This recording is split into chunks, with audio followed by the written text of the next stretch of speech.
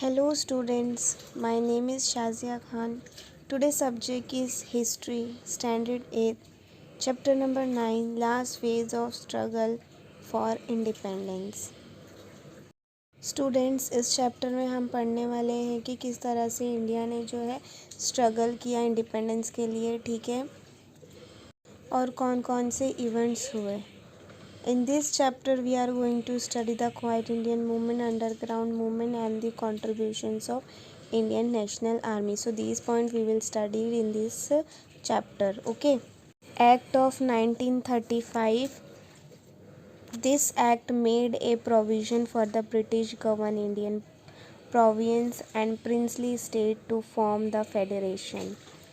According to this act, the working of British government province will be handed over to the Indian representative. Federation means a central government which is ruling in India. Okay, मतलब कि जैसे India की जो central government है वो मोदी सरकार है, right.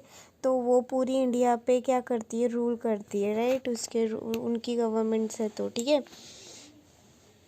अब provinces means states. Okay, and princely state means जिस स्टेट्स में लाइक किंग्स जो है रूलिंग करते थे, ठीक है. According to this act the working of British government governed province will be handed over to the Indian representative. If the princely states join the federation, then they would lose their autonomy, hence they refused to join. Therefore the proposal of federal state in act was not brought into practice. Federation means dual government, right. अगर princely state join करते हैं federation को तो उनकी जो autonomy, जो power है, वो क्या हो जाती है, कम हो जाती है या ख़त्म हो जाती है, ठीक है. तो उन्होंने क्या किया, ये प्रपोज़ल को रिफ्यूज़ कर दिया, ठीक है. तो this was the act of 1935. Next is provisional cabinet. Indian National Congress was not satisfied with the act of 1935 but still decided to take part in the elections of provisional legislature provided by the act. जो Indian National Congress थी वो इस act से satisfy नहीं थी, फिर भी उन्होंने जो है पार्टिसिपेट किया इलेक्शन में, ठीक है. इन 1937 election where held in 11 provinces in the country. Means 11 states में जो है वो इलेक्शन हुए 1937 में. Among this, Indian National Congress gained majority over 8 provinces and came to power in other 3 provinces. None of the party would achieve majority and therefore mixed cabinet was formed. 11 provinces mean 11 state में से 8 state में जो है Indian National Congress ने win किया था, ठीक है, जिसकी वजह से उनकी पार्टी जो थी वो पावर में आ गई. और जो 3 स्टेट्स थे उसमें किसी भी पार्टी ने मेजॉरिटी वोट अचीव नहीं किए, जिसकी वजह से मिक्स कैबिनेट फॉर्म हुआ, ठीक है. Cripps Mission. During the Second World War, England supported America against Japan. The Japanese army reached the eastern border of India. The British realized that if Japan attack in India, then they will need cooperation from the Indians. Hence, the British Prime Minister Winston Churchill sent Sir Stafford Cripps to India in March 1942. He put up a proposal of India in front of the Indians. Second World War में England ने support किया America को, ठीक है. ये एक group था, ठीक है, और जापानीज़ और अदर कंट्री जो है उनका ग्रुप अलग था, ठीक है. अब जापानीज़ आर्मी जो थी वो अगर इंडिया के बॉर्डर तक पहुंचती है तो the British realise that if Japan attack in India then they will need cooperation from the Indians. अब ब्रिटिश गवर्नमेंट क्या चाहती थी, इंडियंस से सपोर्ट चाहती थी. किसके अगेंस्ट, जापानीज़ के अगेंस्ट, ठीक है. उनको इंडियंस की क्या चाहिए थी, कोऑपरेशन चाहिए थी, सपोर्ट चाहिए थी, ठीक है, क्योंकि उस टाइम जापानीज़ जो थे वो काफ़ी लाइक पावरफुल थे, ठीक है। Hence the British prime ministers Winston Churchill sent sir Stafford, उस टाइम के जो प्राइम मिनिस्टर थे, ब्रिटिश के प्राइम मिनिस्टर्स विंस्टन चर्चिल, उन्होंने क्या किया, उन्होंने सर स्टैफोर्ड क्रिप्स को इंडिया भेजा, ठीक है। In March 1942 he put up a proposal of India in front of the Indians, सारे इंडियंस के सामने उन्होंने ये प्रपोजल रखा, but none of the political party was satisfied with this proposal. The Indian National Congress rejected the proposal since there was no clear mention of complete independence।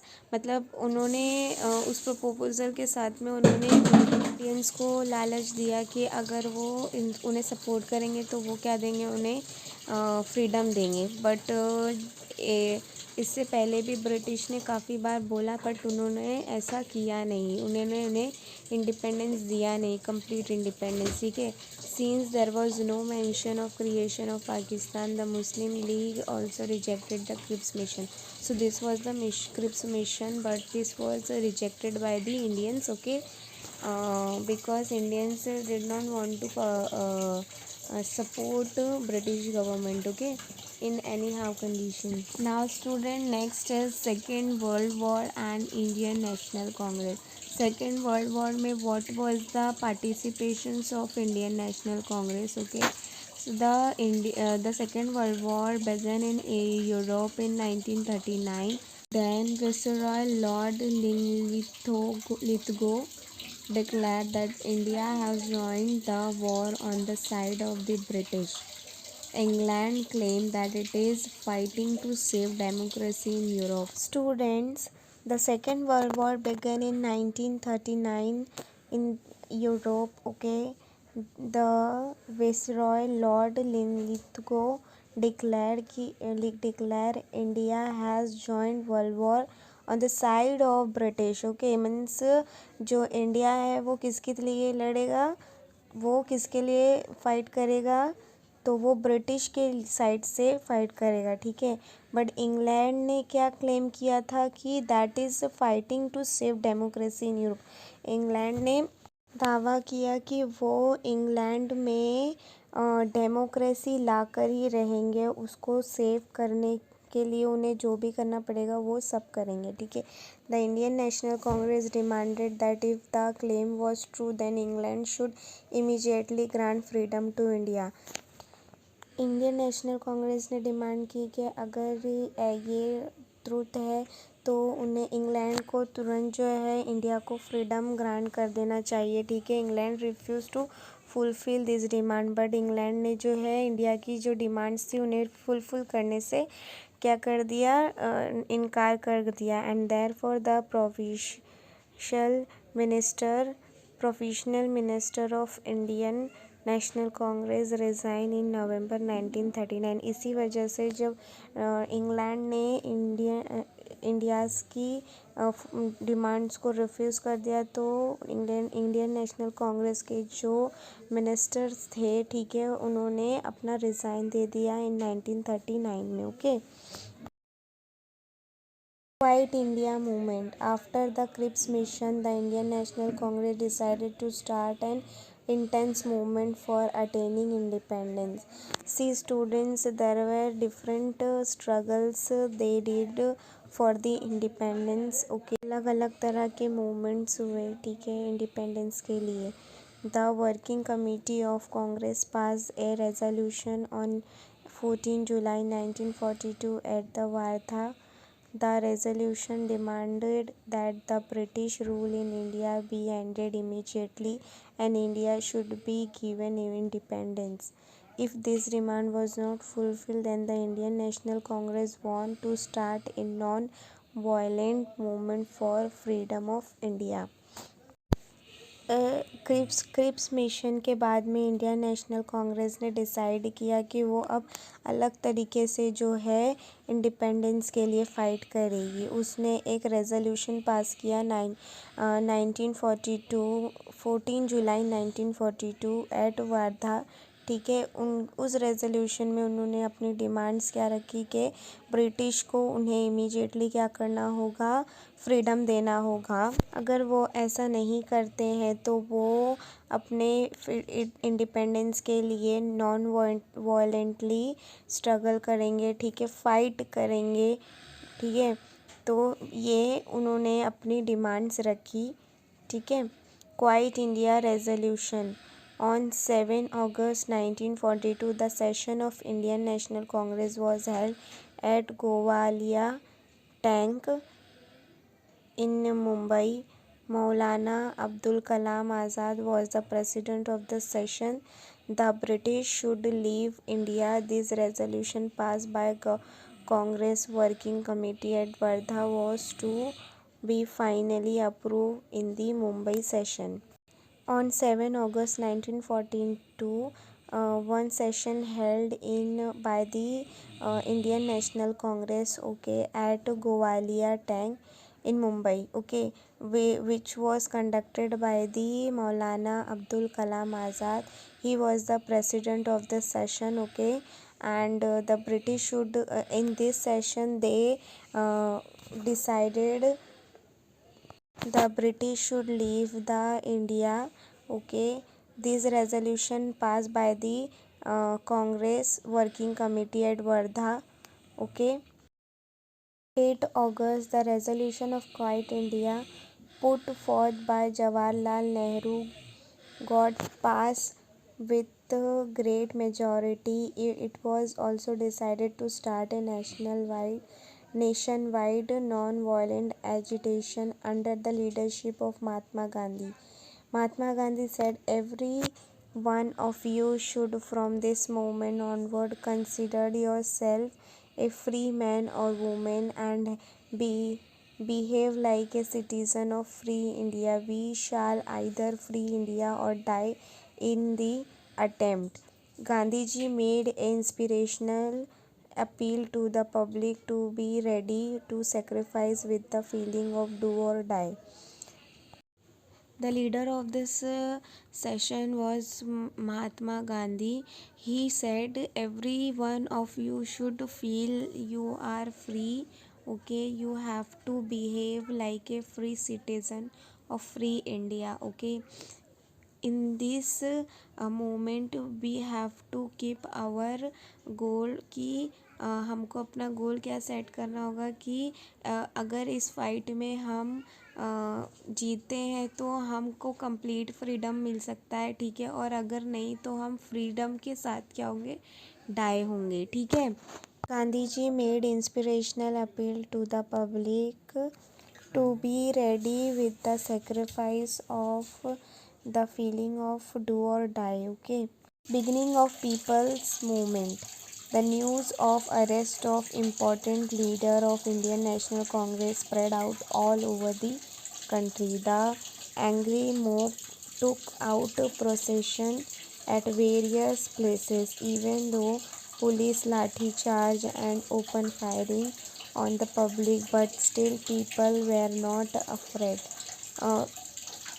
जब ये movements होते थे तो उसमें काफ़ी उन्हें स्ट्रगल करना पड़ता था। जैसे अभी इंडियन नेशनल कांग्रेस के जितने भी लीडर्स थे जिन्होंने इसमें पार्टिसिपेट किया था, ठीक है, जितने कंट्री में जहाँ जहाँ से, उन सबको जो है काफ़ी प्रॉब्लम फेस करनी पड़ी।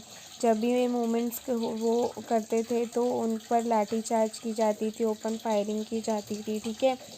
तो इस तरह से उन्हें टॉर्चर किया जाता था। The agitation attacked some places, jails, police station, railway station etcetera, which symbolized the suppressive police of the British. They tried to take control of the government offices in Maharashtra. The young जब Indian National Congress के leaders को arrest किया गया तो जो लोग थे वो और भी उन्हें गुस्सा आया, जिसकी वजह से उन्होंने और ज़्यादा वायलेंस किया, ठीक है। लोग इतने ज़्यादा गुस्से में थे कि उन्होंने पुलिस स्टेशन, रेलवे स्टेशन जैसी जगहों पर भी अटैक किया, ठीक है, जिसकी वजह से बहुत प्रॉब्लम क्रिएट हुई, they try to make control of government office. In Maharashtra, the young and old struggle with determination and boundless courage at places like Chimur, Ashti, Yavli, Mahad, Gargoti, etc. and made the struggle immortal. जितने भी citizens थे, old young थे, जितने भी लोग थे, सब ने इस मोमेंट्स को उन्होंने एक अमर बना दिया। ठीक है, एक बहुत ही मेमोरेबल मोमेंट बना दिया। ठीक है।